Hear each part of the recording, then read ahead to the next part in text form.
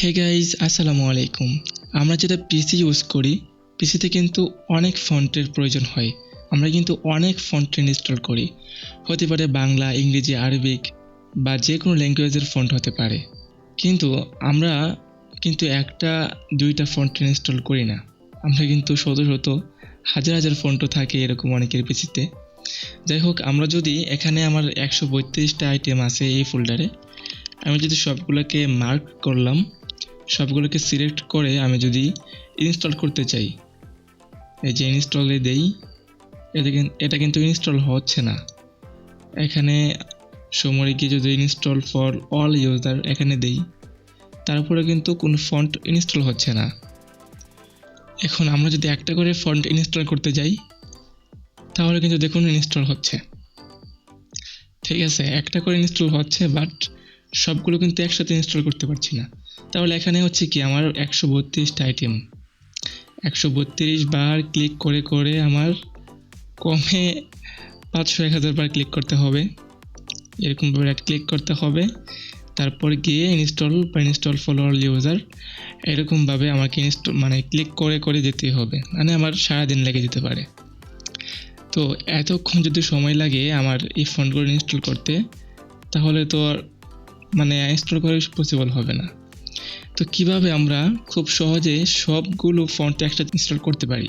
Basically আমার যেই ফন্টের যে লোকেশনটা আছে, যে ফোল্ডারটার মধ্যে এই ফন্টগুলো আছে, সেই ফোল্ডারটা কোথায়? সেই ফোল্ডারটা কিন্তু খুব দূরে। দেখতে পাচ্ছি এই যে আমার ই ড্রাইভের ভিতরে এই যে এতগুলো ফোল্ডারের ভিতরে এই যে এই Bangla fonts, premium Bangla fonts, এটার ভিতরে কিন্তু নিউ ফোল্ডারের ভিতরে এই ফন্টগুলো আছে। তো আমাদেরকে কি করতে হবে? আমাদেরকে যেটা করতে হবে সেটা হচ্ছে, আমাদের যে ফোল্ডারে ফন্টগুলো আছে সেই ফোল্ডারটাকে ড্র্যাগ করে বা কপি করে আমাদেরকে ডেস্কটপে নিয়ে আসতে হবে। যদি আমাদের ফন্টগুলো ডেস্কটপে থাকে, তাহলেই আমরা এই কাজটা খুব ইজিতে করতে পারি। Ctrl+A চেপে আমি সবগুলো ফন্ট সিলেক্ট করলাম এবং এখান থেকে আমি ইনস্টল ফর অল ইউজার অথবা ইনস্টল যে কোনো একটা দিলেই হয়, আমি এটাতে দিচ্ছি। এখন কিন্তু সবগুলো ফন্ট ইনস্টল হবে।